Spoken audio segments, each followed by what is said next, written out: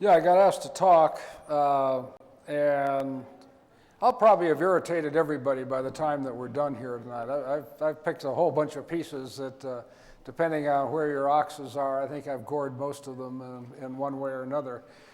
Like a lot of folks, I straddle many different fences.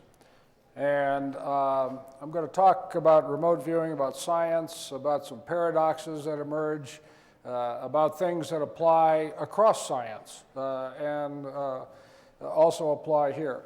I would mention a couple of things of interest. I work part-time for an institution that's local here in Las Vegas called the National Institute for Discovery Science. If you follow the UFO community at all, that's what we do on a full-time basis, professional folks.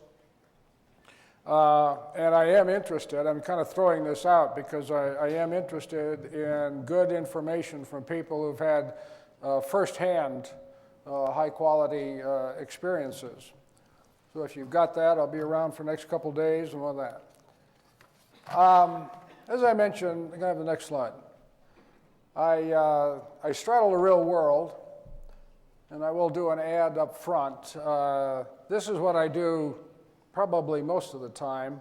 I work in the area of non-lethal weapons. Anybody interested in the field or where I think the future of warfare is going to go, these are available out over at the Hampton Road bookstore. What's kind of interesting is this week is really kind of strange. Last weekend, I was down at the meeting that Russell Targ had just mentioned, the Society for Scientific Exploration. And that, again, is a scientific body that looks at a broad range of phenomenology. Throughout this week, I've been back at the National Academy of Sciences working in the weapons area, and the significance of that is going to come up a little bit later in the talk in a way that might be a little bit unusual. And then I end up here today talking about phenomenology. And I think there are some places where it crosses over. Next slide, please. For those who know, I usually throw up this slide when I'm teaching, but I do this for the conspiracy folks. Yeah, if you run my name on the internet, you come up with all kinds of strange things. So I just put out there and say that I will talk straight.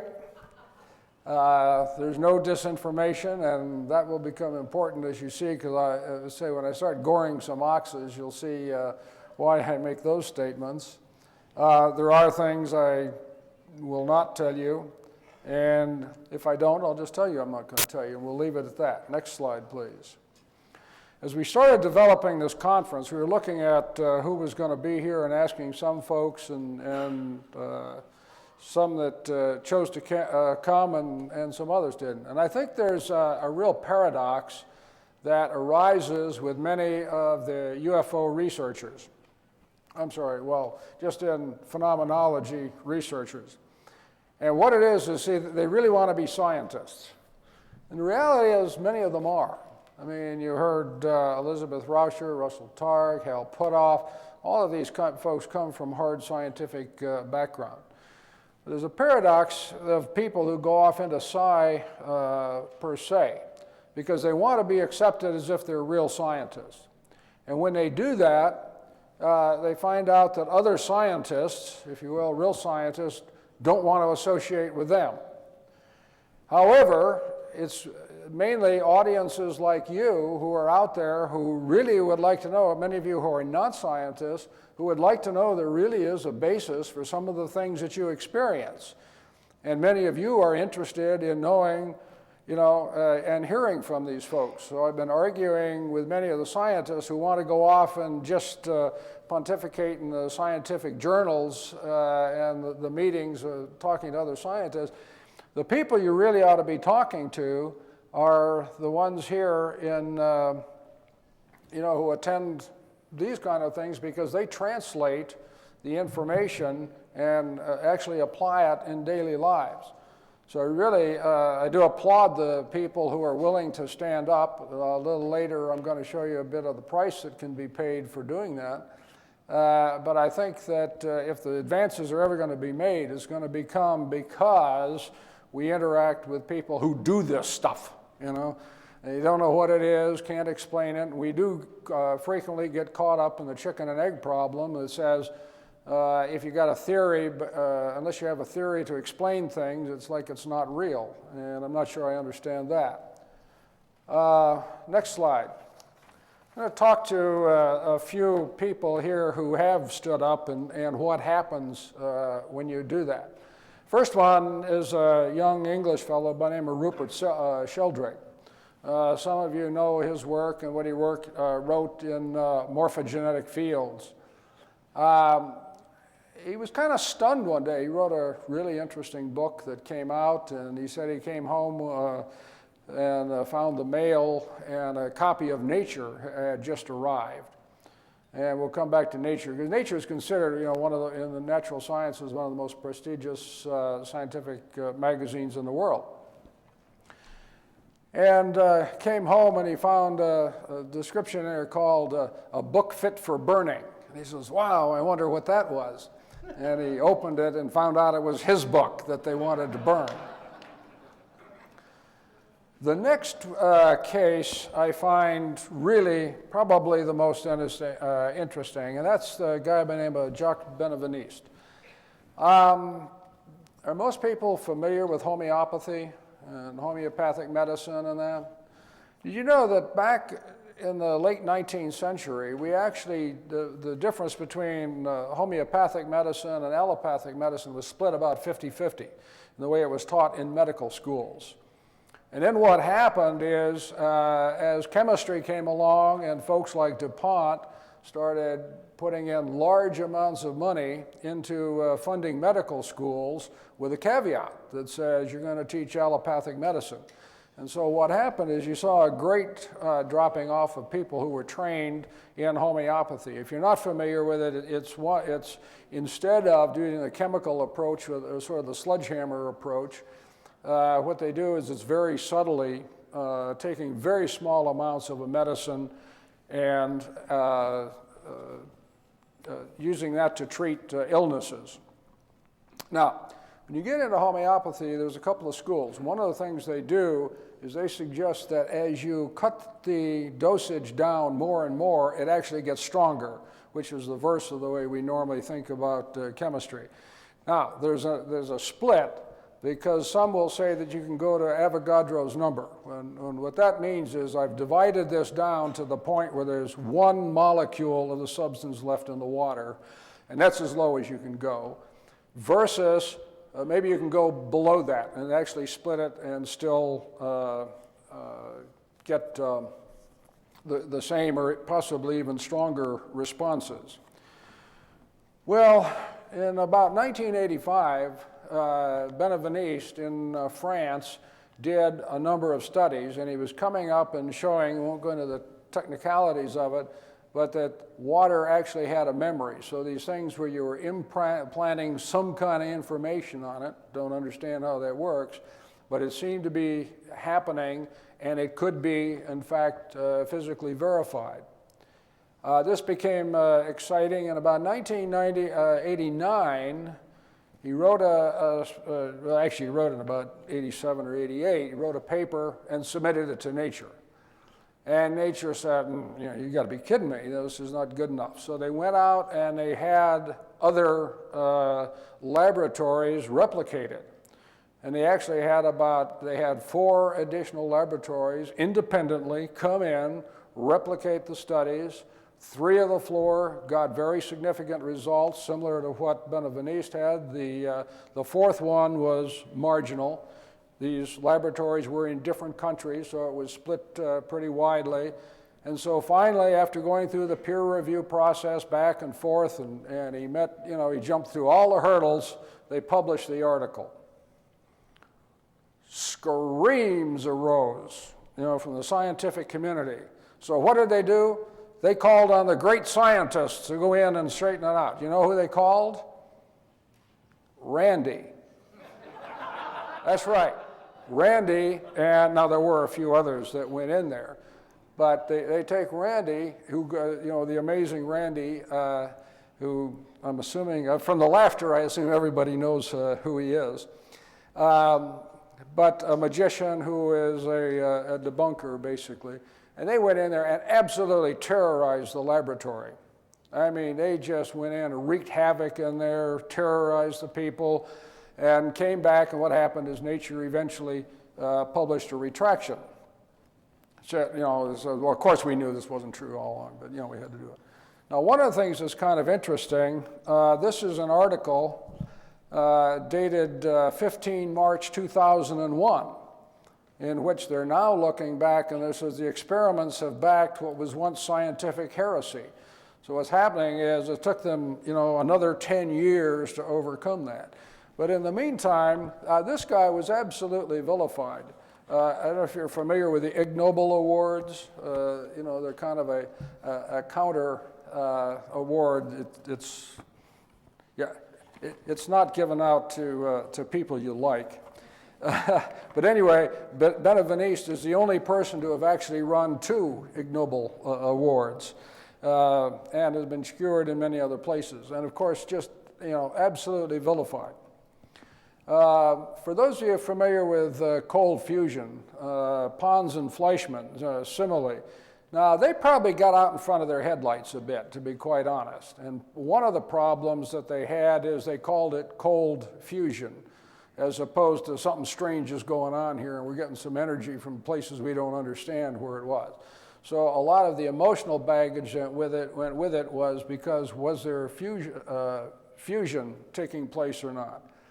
That immediately was jumped upon, and everybody came back to the results and said this can't possibly be true. And in fact, if you listen to many of the skeptic magazines on that, cold fusion is almost synonymous with nonsense.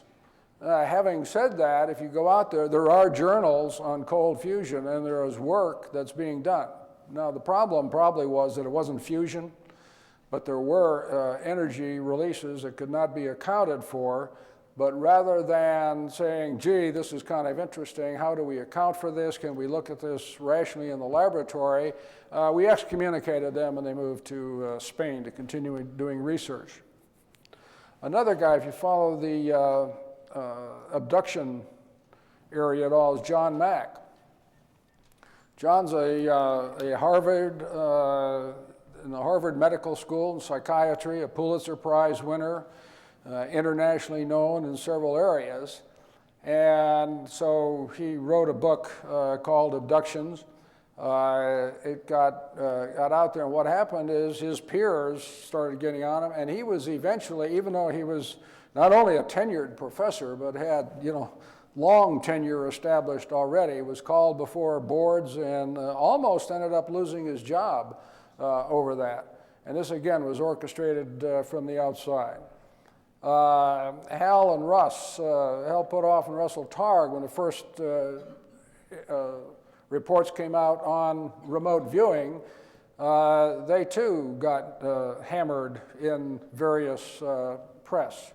So I think the general approach is, if you got something you don't understand, kill it before it multiplies, instead of isn't it neat. Now I like to use, can I have the next slide? See, what they do are ad hominem attacks, and I use this one because it was used against me.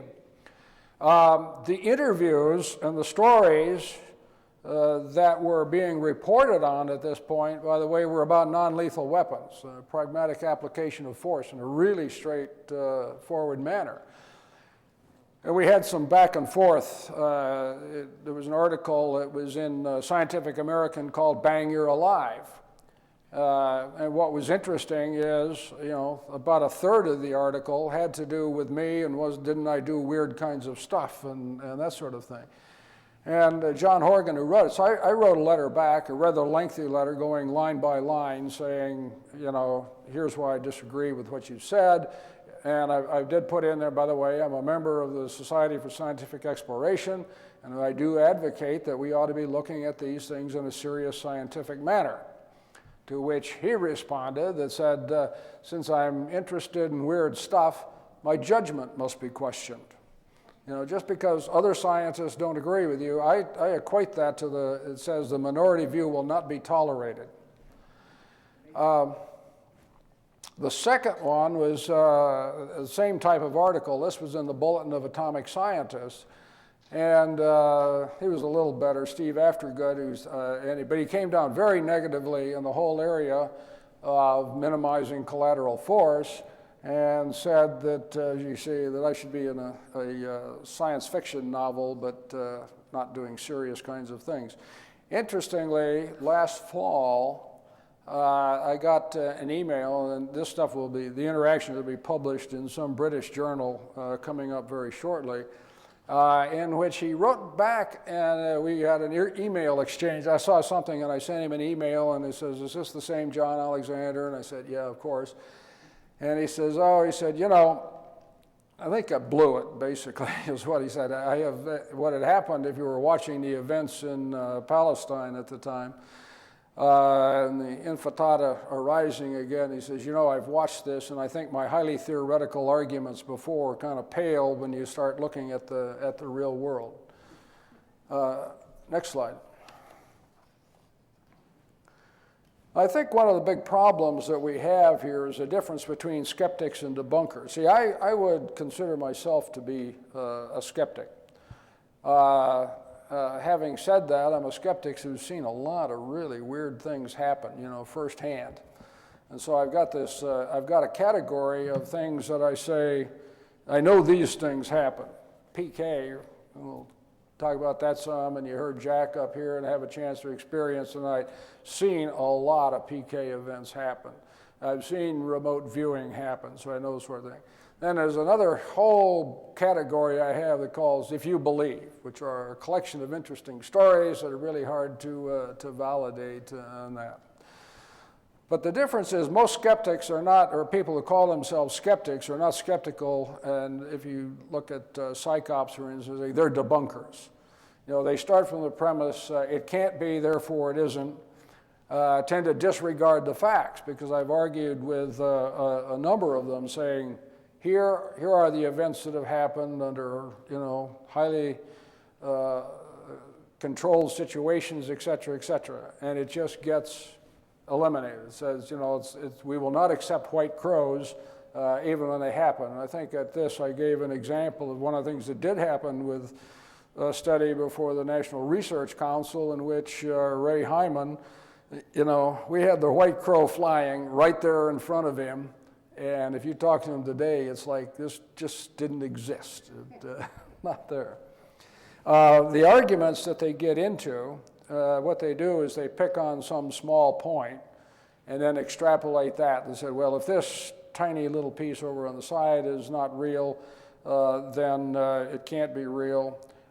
They also demand, usually, that things happen in the laboratory. Well, life doesn't happen in a laboratory. And there are a lot of things that don't happen in laboratories that are just as real.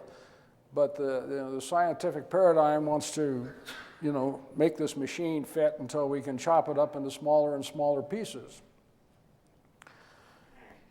The bottom line here is that when you get into debates, the problem that I think you have, I'm going to go to one in just a minute, is that you end up thinking that you're in a scientific debate, and what you're really doing is finding emotional arguments. And the problem here is you've trampled on belief systems as opposed to are you debating the science. Next slide, please.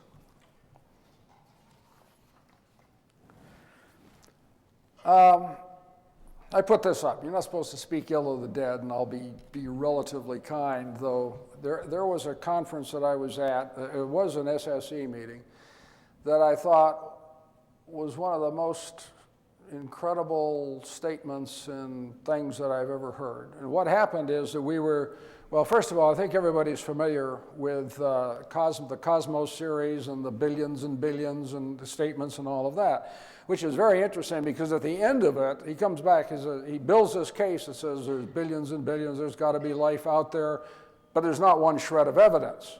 So it's kind of interesting because there's a book that I think is one of the best UFO books written. It's called UFOs, A Scientific Debate.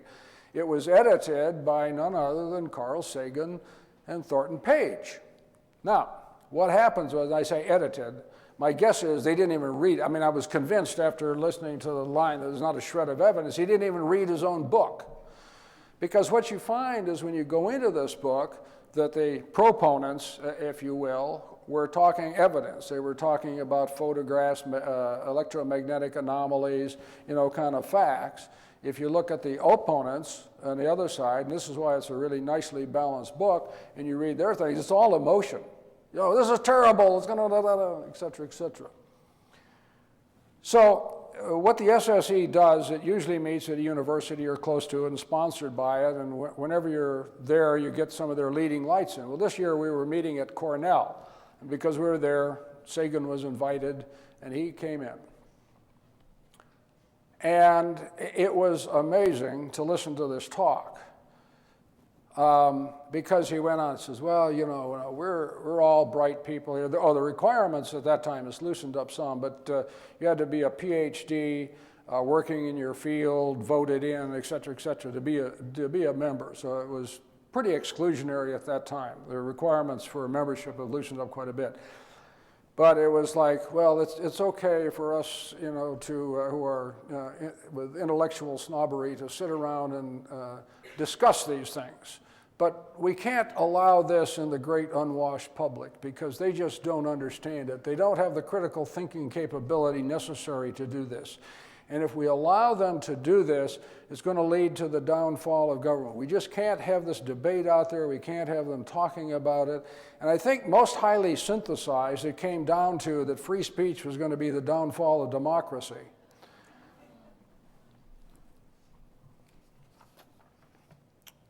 Next slide.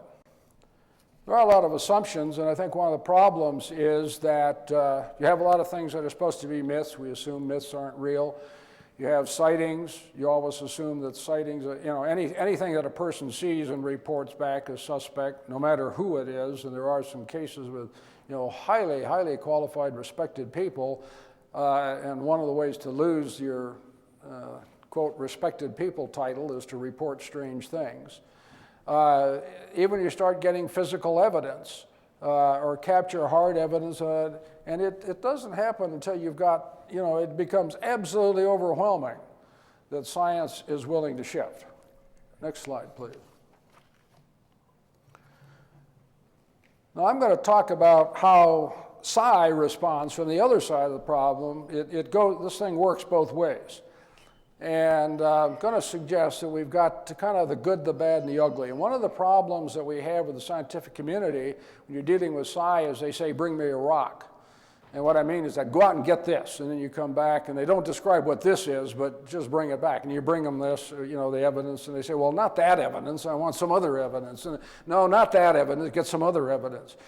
And this is a trap to a degree that parapsychologists have fallen into. Now, save that slide, and let me have it.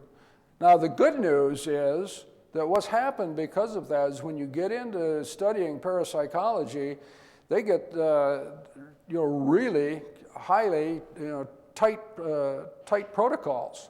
Now everybody knows about double-blind tests, and you just think, well, scientists are supposed to do double-blind tests. Well, they went in and did a review of scientific journals and articles in there and said, who does double-blind tests? Well, when they looked at the physical scientists, they found 0%. Now, of course, they don't believe that rocks have consciousness and all of that. Now we're getting off into some belief systems here, but I mean, it's just a priori excluded. The need for a double blind is not there. But look down here at medical science. 6%. I mean, everybody assumes that all medical science is done in a double blind way. In other words, taking the experimenter effect out. and you'll do it. And then you find the difference, but even in psychology is down at 5%, and yet parapsychology is up there in the 85%. So I think that what that says is that the people who have worked in the fields of phenomenology have bent over backwards to take the experimenter effect out, to show that it's unbiased, whereas you don't find that in other types of science. The back one. Now, I'm going to talk about the bad, and here's where I'll probably start stepping on some serious toes, particularly if you have belief systems that believe in what's called my labs. Next slide, but save that one. I choose this one. There's a guy by the name of Helmut Lammer. And the hypothesis here is, for any of you that know about alien abductions, is that they're not really, these guys are saying it's not really alien, but the great they, and they say the military, is going out and conducting all of these abductions that are going on. There's several interesting aspects to this. Now, they would say that some are being done by the military, and there may be some ones where aliens slip in. That happens if they get to a point where they really can't explain anything. But the way this is done is that they have this magic little biochip. You've probably seen it, stuck up your nose someplace in your head or something like this. And that these people are then followed, tracked around. And that this has been available for, the technology has been available for decades. And the way you get away with this is it's the, quote, the black budget, which is infinite and you can do anything with it and all of that.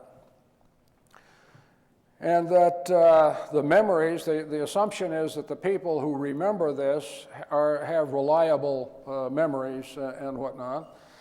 And that the purposes run from mind control and behavior experiments to biological or genetic research, or they're trying to get information about real alien abductions that did take place. Next slide, please. Now, there are some arguments about that, particularly if you run in the scientific community. The notion of alien abductions has been around for several decades at least. If you extrapolate that back to some other kinds of phenomena, you find out that similar sorts of things have been going on for probably centuries, if not millennia, being reported. So therefore, the technology is definitely not available. I would submit that if we did have these kind of capabilities, there's a whole lot of national security issues. Keeping track of people are really important to us. At the time I drafted these up, you may remember we had 3 kids in Bosnia who had crossed the border and been picked up and were being held in Bosnia, and we wanted to get them back. Well, interestingly, we can't find people who are very, very important to us in order to get them back. Yet we can keep track of these people. None of the people who are self-proclaimed MyLab victims are really special. I mean, none of them are Nobel laureates, noted artists, highly skilled athletics. They don't have any particular characteristic, be it mental, psychological, creative, that you would want to keep, that there's any reason to keep track of. When you look at the manpower requirements, this was an article that I posted to him, and he started looking at, I don't know if you know how bad the things are in the military at the moment, but military is strapped. And one of the biggest problems is, well, for instance, when I left the Army, we had 18 divisions on active duty. We now have 10. Many of them are hollow, and not only that, you got people who are coming and going on deployments and whatnot. So the manpower requirements in the Army are absolutely crucial right now. And it's for some reason, and you start doing this, and it ends up with thousands and thousands. It depends on how many MyLab do. The upper estimates are in millions. But the number of people who must be following these around get into huge numbers, just to do the thing. And then there's no whistleblowers come forward. In almost every other field, we've had whistleblowers come out and say, I did that, I was involved and whatnot. No real reason to do it. I can't think of a reason why we would want to follow these people for any reason to begin with. And the risk versus benefit. I mean, again, I don't know what you'd gain, even if you're doing a psychological study and all that. The risks of what that would do, I mean, we used to call this, people getting risky programs, you bet your budget. That if you got caught doing these kinds of things, the damage would not be to take away your money for that project. You would lose, entire credibility. So anyway, the my labs are illogical, both technically and evidentially unsound. But the next slide, and there's a reasonable explanation. If you look at, what are the characteristics of paranoia, this fits really hand in glove. I really don't like that approach. Why am I concerned about that? Next slide, please. Helmut Lammer is not some nut. This guy's an astrophysicist who works in the Austrian equivalent of NASA. I mean, he's an established space scientist. He writes in credible journals, extremely well educated, and yet he comes to conclusions with a lack of veridical evidence. You see, I think an absence of critical thinking, that they have the ability to take abstract facts and pull them together in the most amazing fashion to make it fit. There's a lot of disenfranchised people out there. I think one of the things that is happening in the world today, and we certainly see it in the technologically developed world, is that, and there's some reason. There are some actions that have been taken by governments that don't make you feel real warm and fuzzy. And so these kind of things are happening out there. And so it increases the likelihood that these kinds of things will be accepted. I throw this up because when I teach graduate courses in studying various kind of phenomenology, I tell the students, you better understand conspiracy theory. Because if you get into this field, you're on one side or the other. I mean, it's just, you cannot be, if you're not part of us, you're part of them. Next slide. I was going to discuss quickly the ugly. Is anybody here, I assume some of you are familiar with the disclosure project that hit there? Okay, I'm going to put that in the ugly category. The reason is this. There were some pretty good witnesses there, people who had firsthand credibility and whatnot. They did not know until they arrived at the conference that the real topic was not talking about UFOs and whether their UFOs existed. It had to do with let's not weaponize space. There was a huge political agenda that was thrown on top of this. And I think they really missed a chance to talk, because what happened is they got a number of people in there with a political agenda, which immediately shut down the people that they really were trying to influence Congress and the outside world. So that's a case in which you had some pretty good witnesses with some good information to say mixed in with some others and got the thing all gobbled up, and that tends to get deposited. It's just irreparable damage being done. Next slide. And the part of the issue was, I think there was a major learning that came out of this for the people in phenomenology who think, gee, this is important. If only I could get this information out there, we would convince the world and it would do this and that. There were some emails that followed this. One of the things that happened was that the whole hubbub came up about Timothy McVeigh and the documents that were found and then released by the FBI. And these people are actually wondering why the news media picked up on issues of capital punishment and the credibility of the FBI when they had thrown out this issue of, we ought to stop shooting down the aliens. When it got to the who cares, what you saw was, because I was watching this in the news media, knew it was coming. You found a few articles popped the first day. There were a couple of them that were straight. Most of them put in the giggle factor. There hadn't been an article since. So instead of having and creating a situation in which they gained the popularity they wish to account for, it just went absolutely nowhere. And I think if you're going to get involved in phenomenology, this who cares is a critical issue. And it does well if you find out, a real practical approach to, who really cares. General public, here there's a big difference I want to emphasize. If you ask the general public about belief in UFOs, for instance, over 50% of the people say we believe in them. Something like 7% say I've seen them. When you say, are you going to vote for your next congressman or senator based on that? No, it kind of drops off at that point. So if you're going to get involved in this, you've got to be able to answer these questions. Next slide, please. So what do you do when strange stuff happens? Most likely you don't do anything. You just don't tell anybody. The next thing is that they tend to tell close family and friends or report it to investigators. On the high end, it's kind of like you deny it happened. And I've taught, like Jack Houck, who've taught a lot of PK parties, and people are at the party and, wow, isn't this neat? And then they go away, and you talk to them days later, and what event? I wasn't even there. I don't even know what you're talking about. And that's a problem of being able to fit anomalous events into one's belief system. The other side of that is to incorporate into daily lives.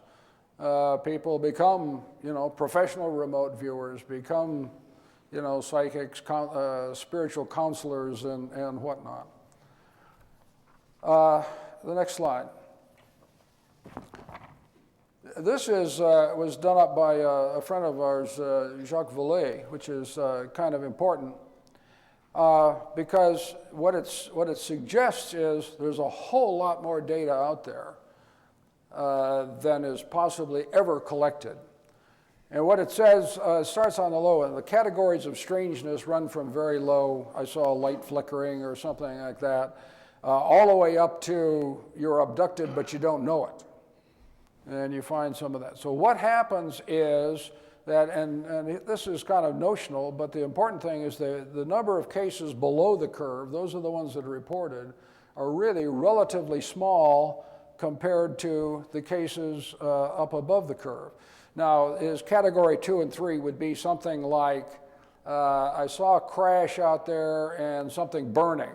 Would people report that? Well, yeah, they'd report it, not because necessarily they thought it was a UFO, but it was very strange and it could do harm to them. It might start a fire or something of that nature. But as you taper off into really, really strange incidents, the farther out you get, the stranger the incident gets, the less likely it is to be reported. So what that means is, for those people studying phenomenology, there's a lot of really good cases out there that have never been found. And one of the areas that NIDS is involved in, for instance, are cases that have both high credibility and high strangeness, because we think that there's some real things to be learned there. Next slide. Yeah, now who believes? I wanted to mention a book, by the way, if you're going to study. This is it was self-published but available. This book called Best Evidence by Michael Schmicker. In fact, he was here at last year's conference. But what he's done is gone through and looked at all kinds of fields from ESP psychokinesis, PK, dowsing, near-death experiences, and describes a bit about it and then gives you some pretty good references. But the point in this is, if you look at that, when you start looking at who believes in each of them, I won't go into each of them, but you get down to the bottom, you find people who believe in at least one subset, 93%. So what we're saying is a belief in phenomenology is really quite high. Next slide, please. Oh, I might mention, I won't change that one, but the Gallup poll 1 week ago came out, and his figures came out from studies that were done about a decade ago.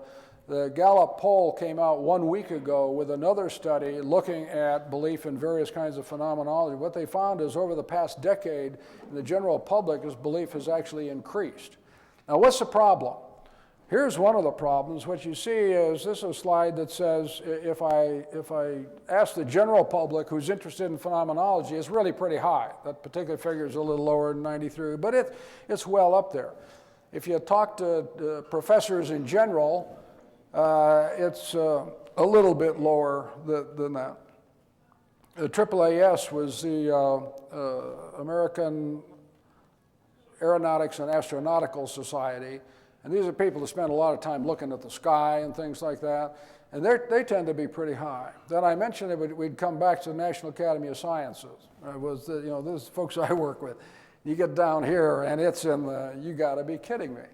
I can tell you, I do have some interesting interactions because I do broach it, and a fair number of them say, I don't believe that, but let me tell you what happened.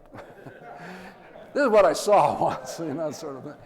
So, and again, I think it's a difference from personal acceptance versus, professional acceptance. One of the, I might mention, I'll rat on Ray Hyman. When he was doing this study for the National Research Council, came to me and we were discussing PK specifically, and the PK metal bending sorts of things, and he was looking at it and he says, well, I don't have to address this because there aren't that many studies that are out there, and we're only required to look at published studies. He said, well, what do you think about it? He says, well, there's just too many high-quality people who have reported personal experiences. So that's, one-on-one, and he'd probably deny it, because certainly when the writing came out, there was nothing in there that indicated any, even propensity to believe that. Next slide, please. There's a word that I have just introduced into the English lexicon. I can say it's formally introduced now because I have an article that is published in the current Harvard International Review. It just came out in the past couple of weeks. I was surprised when I got it by the editors, but it really addresses many of the problems that we have in discussing phenomenology as well as in life in general. And I've identified this as the misidentification of causal relationships. One that I get into a lot, again, this gets back to the non-lethal work, and I'm going to take this to remote viewing in just a minute. But surprisingly, the people who attack me most vociferously are the International Red Cross and the ACLU. And we have some really interesting debates in there. And basically they say, well, these are instruments of torture. And my position is that technology doesn't cause bad behavior. Any technology can be used, and that you also find in the press, and I'm going to really ding them in a couple of minutes, but anytime we talk about a gas of any kind, like pepper spray or that sort of thing, it suddenly gets equated to Nazi death camps. Next slide. Oh, there was an article in The Futurist that came out a little over a year ago. What they didn't tell me was that there was somebody writing kind of a counter-argument alongside. So one of the things they did was they published a picture, and this is a Tibetan monk who had been incarcerated by the Chinese for some period of time, and he was saying, it was kind of the ain't it awful, look at they use stun guns and product on me and all that. So what I did is had my lovely assistant, she'll flip down a slide. What we did is, no, flip that down, yeah, slide over. We decided to look at all the instruments of torture. Now, I have said publicly that I am against the public export of the most common torture instrument of the world. However, our tobacco lobby is far too strong to prevent that from happening. But the point is that, by the way, hammers are a good example. It's been used particularly in North Korea, and as I say, nobody's made it past the third knuckle. Next slide, please.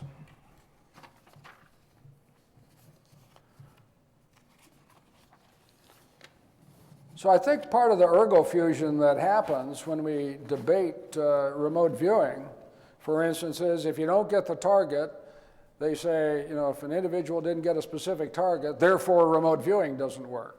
No, it means the individual didn't get the target.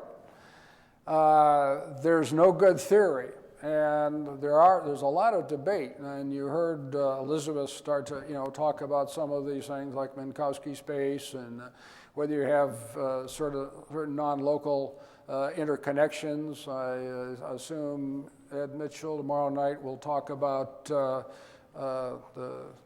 holographic universe. So there's a host of things out there, but we don't have a good model and a theory that proves causal relationship between remote viewing. And on the other hand, that doesn't mean it can't work, but there are those who profess that if you can't explain it, it doesn't work. I haven't seen it, it doesn't exist. I'll admit there's a lot of things that you haven't seen that really do exist. I saw Randy. Randy is one of my favorite guys, by the way. By the way, there was a thing on Larry King about a week ago. What's her name? Rosemary Altella did a debate and held her own. I was surprised because Randy has this $1 million offer that's out there. And I got to tell you, if you think there's any way that you can possibly win that $1 million, you should come and see me. I'll make you the same offer, you know. But anyway, he says, you know, if I saw Randy fake it, therefore, you know, everybody's faking it. We used to do that in PK. I will tell you in the PK arena, when you hear that there's never been a magicians involved, that's absolute nonsense. Doug Henning was over at my house. Some of you remember Doug died about a year ago, but he was in and had some really spectacular bending happen. Interestingly, the first guy that had this big bending was his manager, so he knew that it wasn't somebody that we planted in there.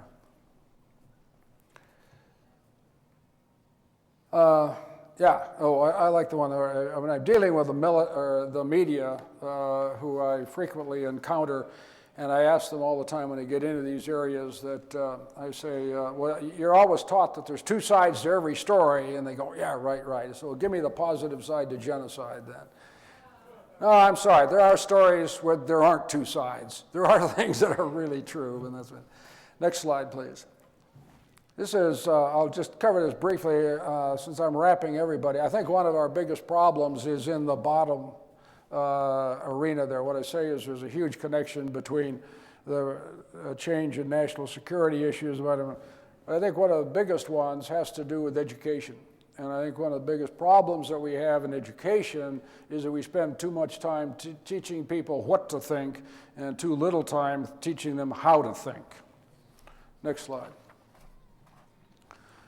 For those who engage the media, one of the biggest problems I got to stop saying biggest problems. There's so many huge problems out there. There seems to be in journalism school the notion that if I can teach you to write well, you can write about, you instantly become subject matter experts on everything. And therefore you can just write on any topic. They're always on deadline, the expose, but one I do want to hit here is Lexus and Nexus. You know, no bad deed ever dies.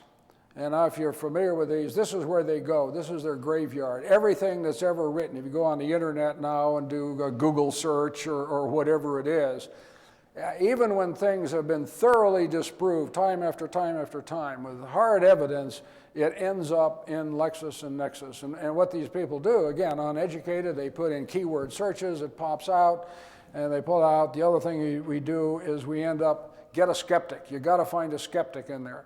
Even though you find the people who are giving the story are highly qualified, far more highly qualified, done careful research in the field, but you got to get a skeptic whether or not they apply. Now, I'm getting a high sign in the back. Skip. Yeah, blame it on me. Go ahead. Skip the next slide. And there is one that there is some things I want to just briefly hit on improbabilities. Does everybody agree that if your heart stops, you're dead and your brain and no brain activity and all of that? Let me have the next slide. There is a case that I think if there were a case that proves the issue, this is it. This one, by the way, it's listed briefly in that, and Michael Sabom has it in Light and Death. But you've heard about, yeah, turn it, You've heard about near-death experiences. This is a case, a woman, August of 1991, she used the pseudonym of Pam Reynolds. At 35, a giant basal artery aneurysm, meaning a weakness in the stem of the brain.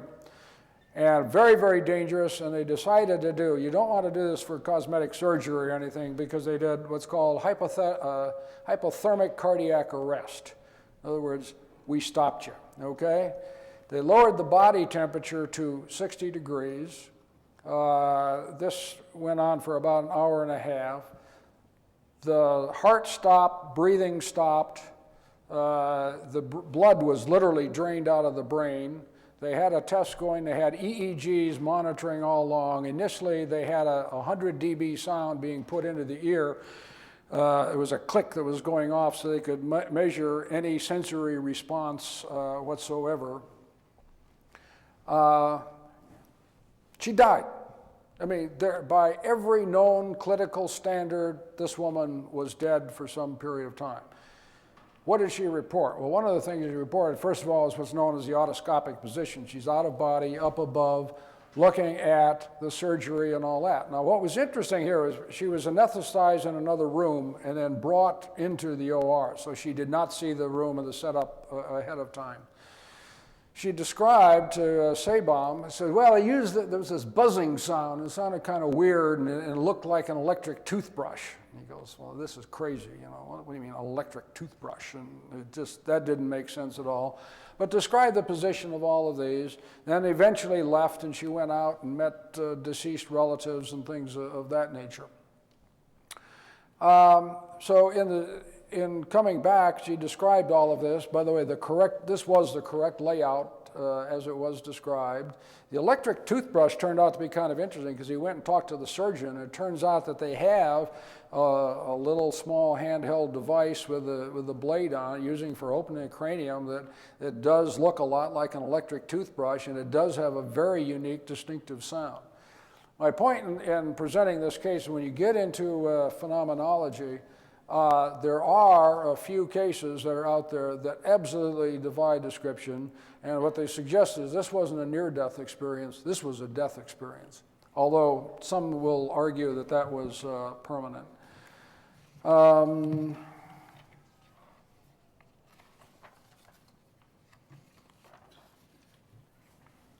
Yeah. Flip to the second to the last slide, because I'd like to ding on remote viewers too. It is guaranteed to irritate. No, then second to the last, yeah. Some of the problems that we have, I think, in the remote viewing community is, and many of you are familiar, I'm not going to name names or anything, there's enough of them out there, but we're having outrageous claims. And one of the things that IRVA is interested in is establishing standards, because we think that that's necessary. The lack of verifiability, the lack of establishing, and what I call a martial arts syndrome. And I don't think this is useful. And in the martial arts, you train under your master, and you kind of go along with that school. And I see some of those problems here. I think the remote viewing being really in its infancy as a discipline would do a lot better to come together and stop all the bickering and infighting. So for those who are looking for the absolute scientific answer, I don't think it's there. Let me have the last slide. I think from a practical standpoint, you ought to use the Nike approach. Okay. So. Thank you very much, John. Got time for a couple of questions here. I'll race on over there with the microphone, doing my little TV talk show host thing. I love this. By the way, I had a question myself.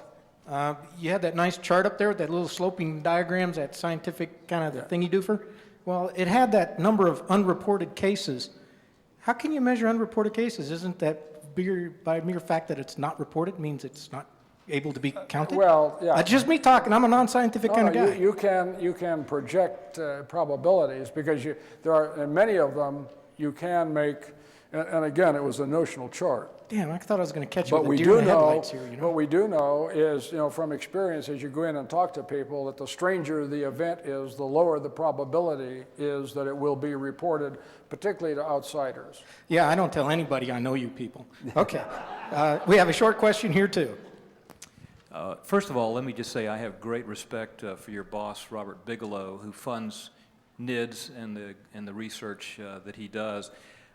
Very much appreciate what he does in the UFO area, and I'm very disappointed to hear that he's withdrawing funding, or NIDS is withdrawing funding in the consciousness research area to sort of focus on the UFO, because I think in the past he's funded such people as Dean Radin's work at Nevada, great stuff, so I'm a little disappointed. The other good thing, though, I'm glad that you're going to be given bi-monthly reports on Art Bell on the work that is going on. Right. So a lot of good, a little bit of Yeah, bad. I would tell you that at our last advisory board meeting, there are some discussions of opening this up broader, in broader fields again.